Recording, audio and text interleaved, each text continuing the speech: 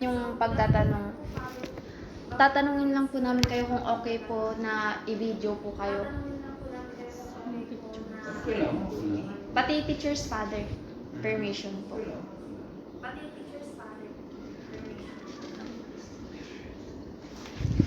Yung first question po, Father, is... Ako po si Charity Fernandez from San Benito Norte, Arangay, La Union. Tapos, ako din po si Blisela G. Castillo from Luna, La Union po. Justin po, from Bacnotan po.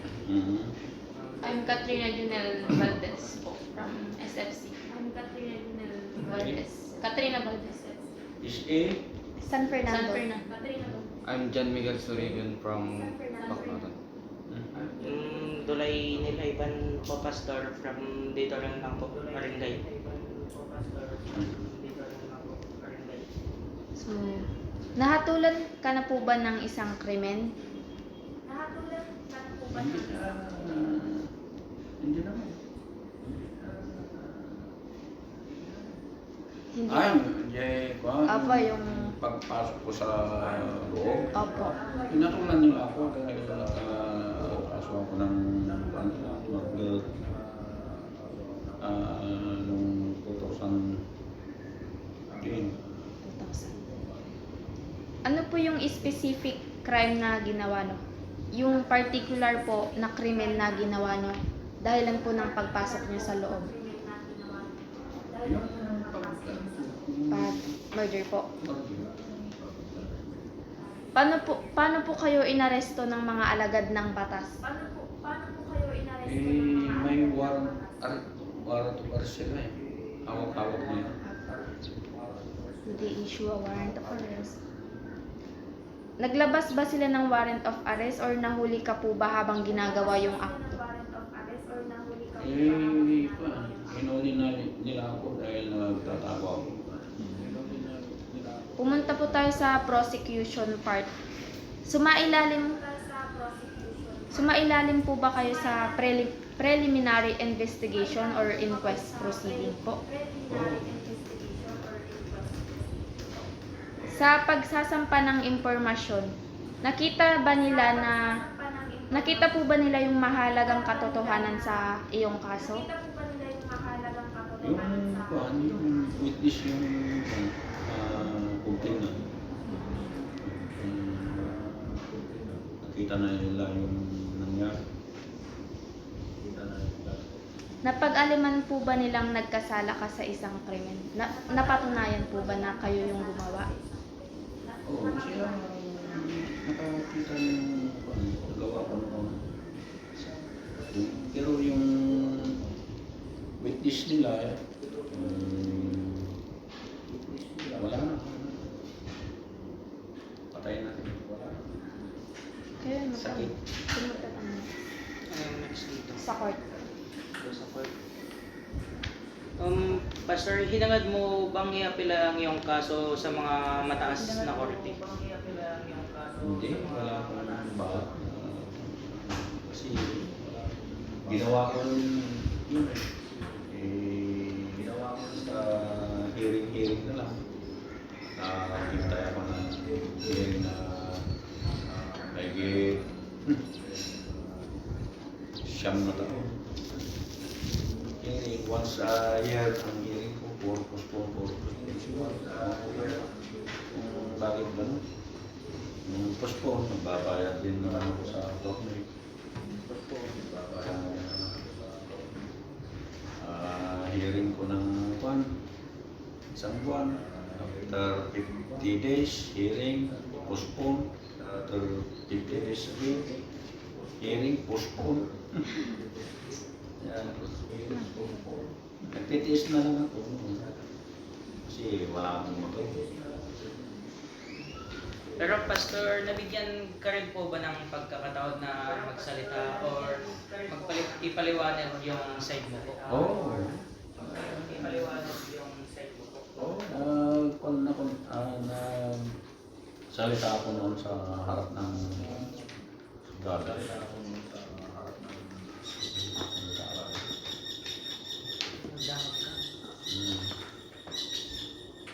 cross-examination yun, ang ibig sabihin. Sinabi ko naman lahat yung katotohanan. Sa tinuruan ako ng abogado ko. Ano naman po yung mga karanasan mo po sa loob ng kulungan? Nagpapasalamat ako dahil nahuli ako. Kasi marami na akong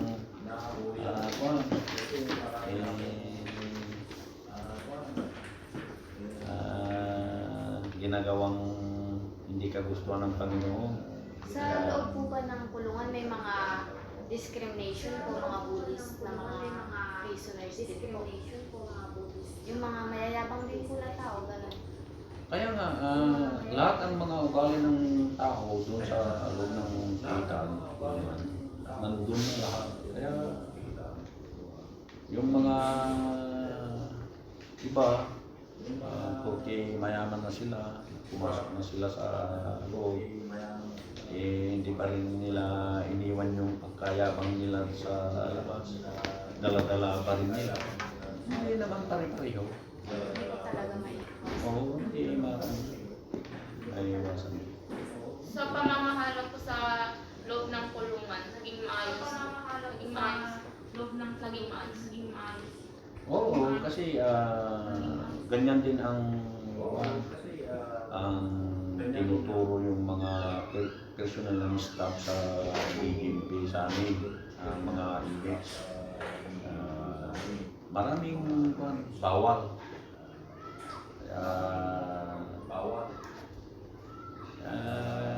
Sumusunod na lang kami sa mga magandang patakaran doon sa loob.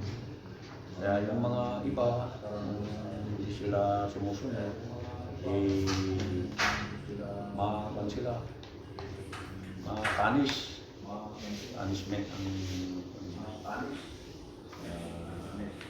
mahirap talaga ang pero ako ako lang sigurong nakakulong na masaya akong nakakulong. Oo, sabi yung mga iba ikaw lang ang nagsabi sabi nila na nakulong ka, na ikaw lang nagsabi magandang, kasi dito noon hindi ko naman kilalang yung magagandang gawain. Puro hindi kagustuhan ng Panginoon yung ginagawa ko dito nasa labas ako. Kaya nagpapasalamat din ako sa Panginoong Jesus. Tinawag ako dun sa kulungan. Instrumento na lang yung pulis na umuli sa akin. Wow. Mayroon ka bang mga anumang reflection o realisasyon habang nasa kulungan? Ano ang mga ito? Ano po yung mga naging reflection o realization niyo po kung nasa kulungan po? Kumbaga, ano pong na-realize mo noon, Nasa kulungan. Pastor, nung na-realize mo noon? Kaya nga, sinabi ko, nagpapasalamat nga ako dahil doon ako natuto ng mabuti, at saka doon ko nalaman yung mali pala yung ginagawa ko hindi kagustuhan ng Panginoon. Nandito ako sa labas. Kaya papasalamat ako kasi marunong na akong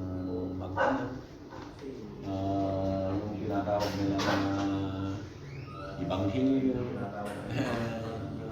Gospel. Marami akong natuto sa loob ng kulungan. Puro tapos after 5 years ako doon sa kulungan, ako na rin ang lumabas ako. Tuturo sa mga nagsishare sa salita ng mga Panginoon. Yung sa kasama ko rin inmates. Tuwing Lunes, basta Lunes, lagi ng gano'n rin ng rosary. maraming sikta ang pinapasuan. Bagay, kung dito sa Sayawan, may Chacha, Budol, Sura, lahat ng mga sikta na kikisamahan ko lang. Kaya yung mga Katolik sikta, kung Lunes, every Monday, 3 o'clock, talaga akong rosaryo, akong naglilig ng rosaryo. Papasalamat ako na puto akong magdasal. Hindi ko naman alam yung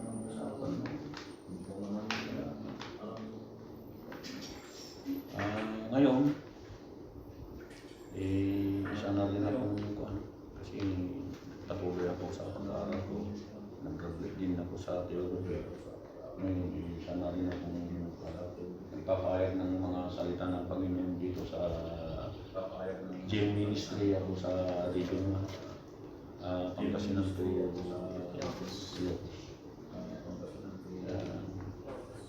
hindi ako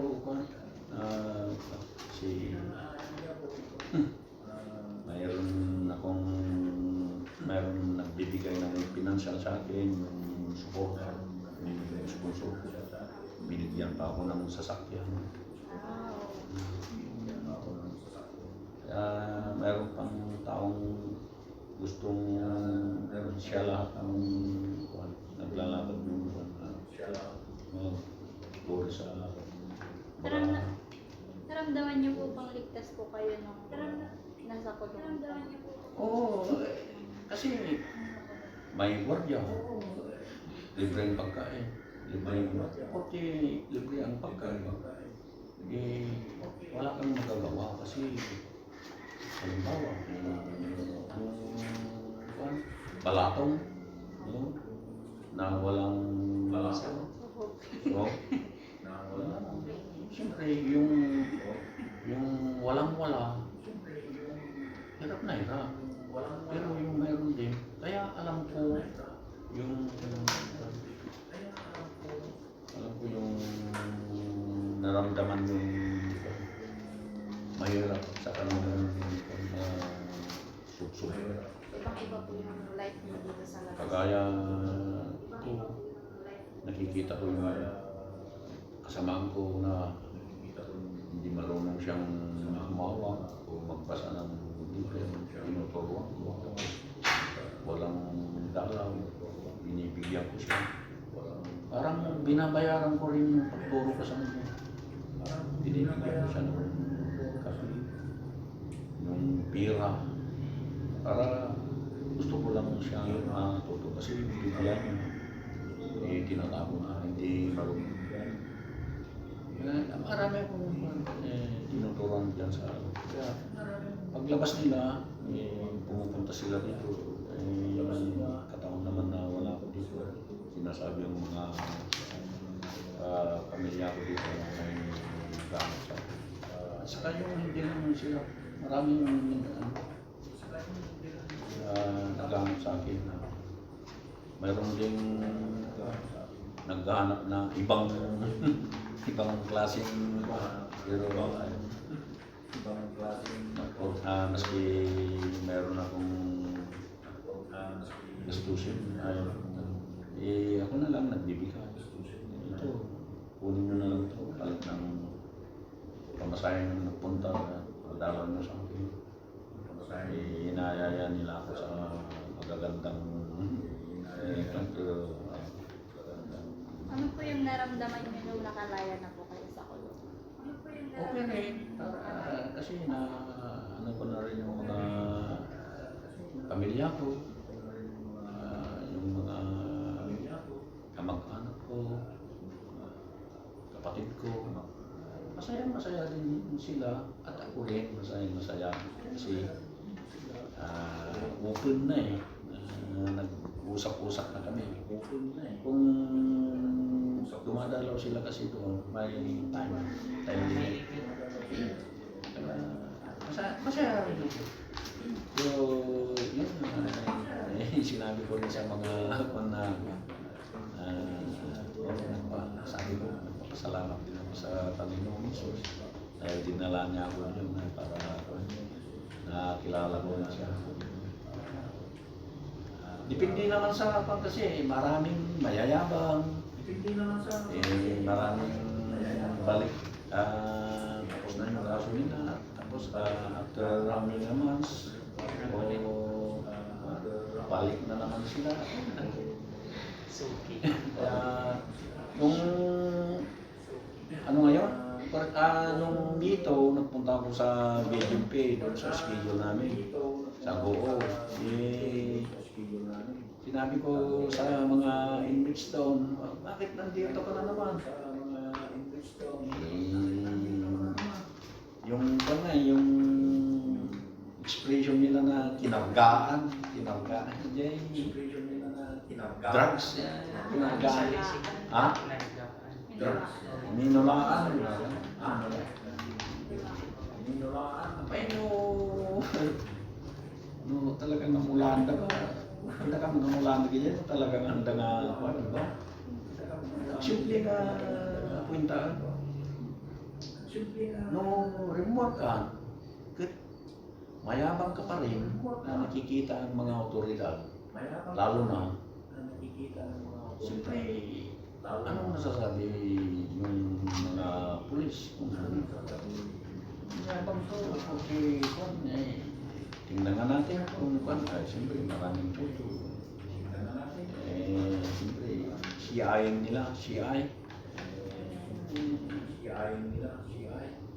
Kung gumagamit pa rin o talagang hindi, kung siyempre mayroong sasabi naman dito, kagaya ko. Maraming nagsisiyahin sa akin pero anong sasabi ng mga tao dito? Hindi naman ako lumalabas na nagkakaroon na pero nakikita nila at saka nababalitaan naman nila yung ginagawa ko pag schedule ko pumunta sa jail. Na babalitaan nila, nakikita naman nila. Tapos yan lang. Pumunta sila sa barangay. Kung may magsabi pa sila sa barangay, wala naman. Siyempre, kung tanungin nila kung nakikita nila kung nakikipagbarkada. Wala, siyempre hindi naman. Alam naman na sasabihin nila na nakikipagbarkada ako, dito lang ako sa hindi naman ako kagaya na pasyal dito, pasyal doon, saka yung mga tao din na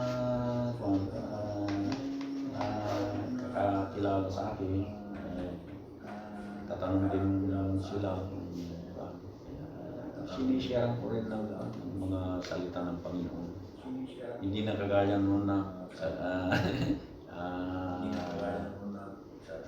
isiran mo yung mga trabaho ng kalaban. Ngayon, yung magandang ginawang Panginoon Jesus sa akin, papasalan na ako sa akin. Hindi na ako nakatakot, hindi na kagaya mo na kunting balabang. Pero ngayon, maski may naririnig ako may sigawan dyan o wala, hindi ko pinagawan dyan. Nakaranas po ba kayo ng discrimination nung nakalabas na po kayo sa kulungan? Nakalabas na po kayo sa kulungan? Ay, wala. Kasi dito lang ako sa tapos bahay, tapos jail, tapos linggo, church. So wala po kang naririnig na Wala nga eh. Wala. Yan nga, sinasabi ko, anong masasabi nila? Pero alam ko, hindi ko naman masabi na propita ako o magaling ako. Pero nakikita ko rin yung mga kagaya ng mga hindi akalain nila na makalabas na ako. Kaya alam ko, nahihiyan. Lapit-lapit. sana. 10 years 4 months ako nakakulong. Tapos, biro mo, siyempre, kahit kumusta yung tinutulungan ko dito, yung mga taong tinutulungan ko sa lahat ng mga bata. Yung may problema sila, lahat ng problema,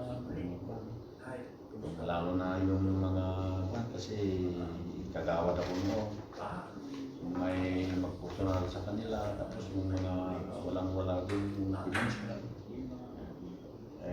Anong di lang naman sila nangugusta sa akin, pero wala sa akin yan. Yung Perados Venus, yung mga ibang sabi nila, walang pang gasolina. Napapalitan ko, halos linggo-linggo silang dumadaan dyan, papunta Baguio. Tapos nag-ano sila ng isda sa Pugo.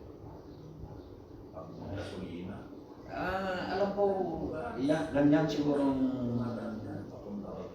ang isip nila na talaga, akala ko na wala. Kaya mo na yan, walang kwentang tao yan. Sigurado yan. Kaya mo na yan, walang kwentang tao yan. Sabi nila siguro.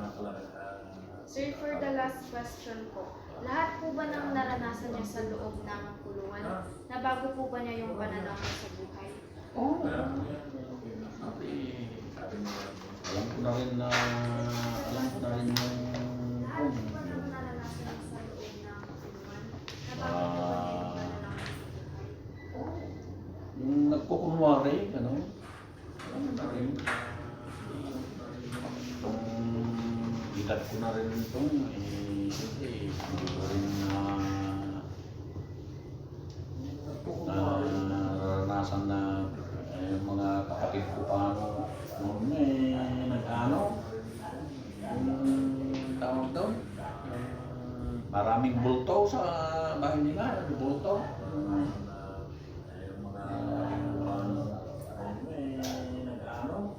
Nung sa church, anong tawag doon? Maraming bulto. Kasi sabi nila, nagpapasalamat din sila. Ako, isa na rin ako nagpapayag ng salita ng Panginoon, hindi nila kagaya. Oh, ikaw dito, bumili ka inumin natin. Wala na yan. Saka yung sukli, pambili mo na lang ng pulutan natin. Hindi ko na, yan ang sinabi ko, hindi ko naman masasabi na ako, magaling ako, pero marami akong, kunti na lang siguro na hindi ko alam ng buhay ng isang tao. Siyempre, sa akin, kung hindi sa akin, nakaw, buhay ng isang. Kaya, hirap. Kaya, ito ngayon, isa na rin akong linggo ng Panginoon, masaya. Yung pira ko noon na 2,000, alimbawa lang to. Yung pira kong 2,000, noon, nung hindi pa ako nakakulong, mga hindi pa butin ng 30 minutes, ubos na eh. Pero yung 20 pesos ko ngayon, madadagdagan pa. Kasi naputol lahat yung mga bisyo eh. Sigarilyo, alak, babae, suka. Lahat na. Kasi kasi yung mga bisyo, sigurado wala kang maisip na maganda, puro masasamang karamihan na maisip na matalo ka ng suka. So, diskarte, puro kasunungalingan lahat yung sasabihin mo sa kapwa mo. Halimbawa, talo ko.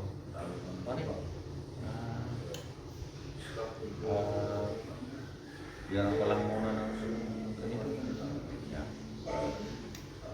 Tapos kung wala kang paminom, diskarte, kung pambabae, puro Kalastuban. Lahat. Puro kasama ng kalakan na Joblo.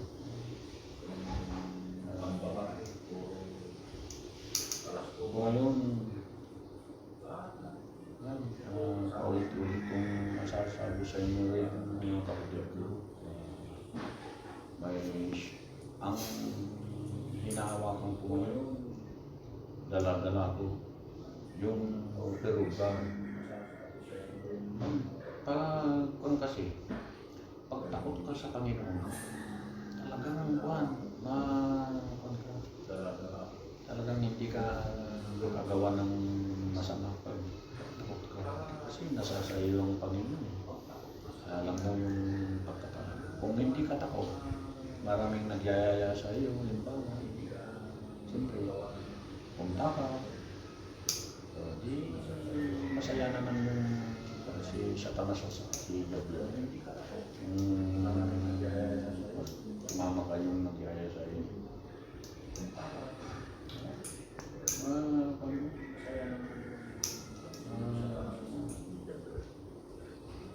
Kayong mga kapatid ko, yung mabuti naman, nila kayong mga magulang niyo. Ako noon kasi, yupas sa UP ako eh. Pag magbayad ako, puntahan ko na lang ng guro ko.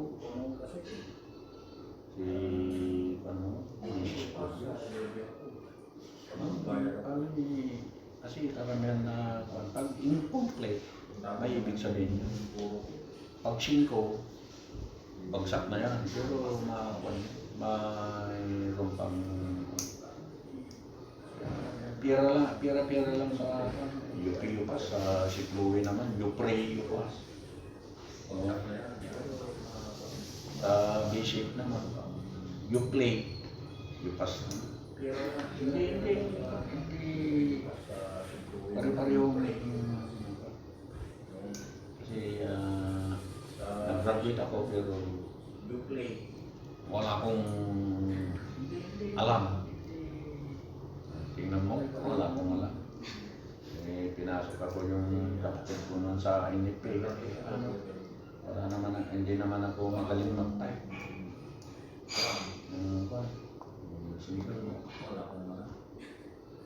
May backpack pa ako sa pasok sa NFP. Kapatid ko. Kayo, mag-aral kayong mabuti.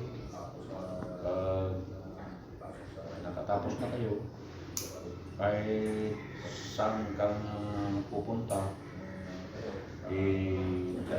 dala-dala mo yung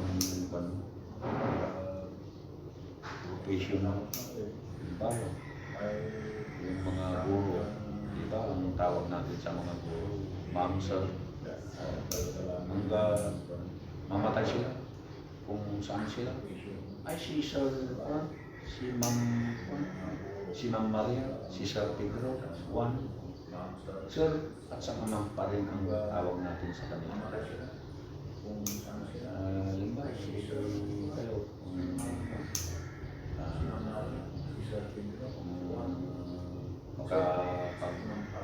tapos kayo sa kinukuha yung portion niya. Pwede rin kayong mag-apply sa alangan naman na mag-apply ka sa pagka-pulis o anong ahensya ng gobyerno na a-applyan mo, hindi ka naman nag-graduate. Kaya 4 years yung base criminal yun.